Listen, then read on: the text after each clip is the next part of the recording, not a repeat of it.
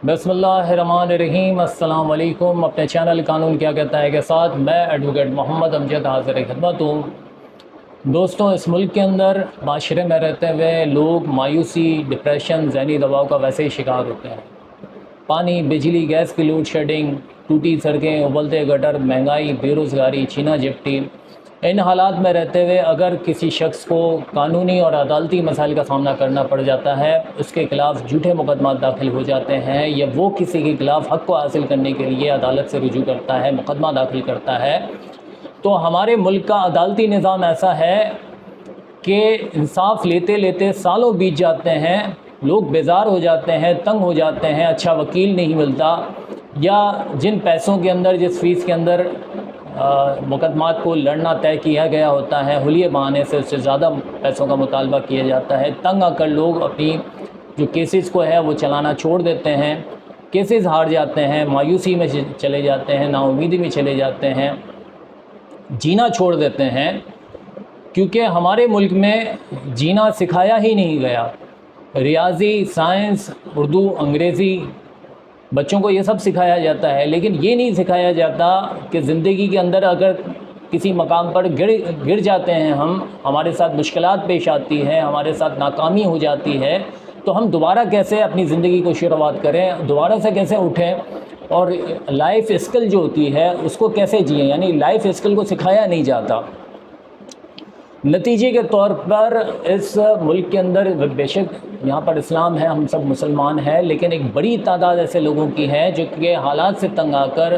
ख़ुदकुशी करती है, खुद भी मर जाते हैं और अपने बच्चों को भी मार देते हैं, या फिर दूसरी सूरत के अंदर माशरे से बगावत कर लेते हैं, जराइम की दुनिया में चले जाते हैं, नशे की लत में चले जाते हैं। लिहाजा जहाँ आप कहीं देखें कि आपका कोई जानने वाला, कोई दोस्त अहबाब, कोई शख्स तन्हाई पसंद हो गया है, तन्हा रहना शुरू कर दिया है, कम गो हो गया है, मायूसी की बातें करने लगा है, तो आप यकीनी तौर पर, वो जिस्मानी तौर पर सही होगा लेकिन उसकी ज़हनी हालत सही नहीं है। आप उसको साथ दें, उसकी काउंसलिंग करें, उसको एतमाद में लें, उसका जीना सिखाएं।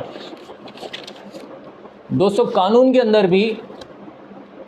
अगर केसेस के अंदर शिकस्त हो जाती है, आप इंसाफ के ऊपर लड़ने के लिए गए थे, आप हक पर थे, या आपके ख़िलाफ़ झूठे मुकदमा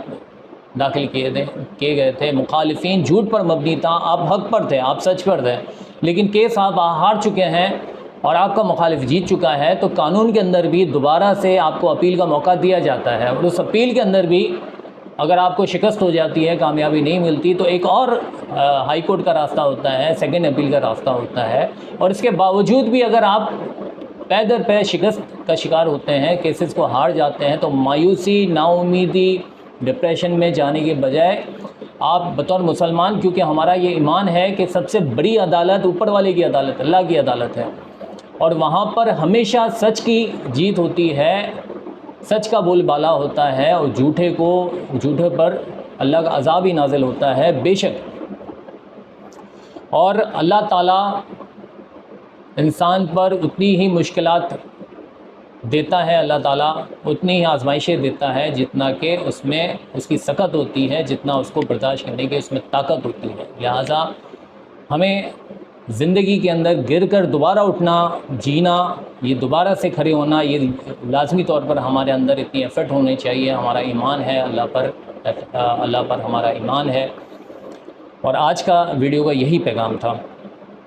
आज की वीडियो देखने के लिए शुक्रिया। इंशाअल्लाह अगली वीडियो में फिर मुलाकात करेंगे, तब तक के लिए अल्लाह हाफ़िज़।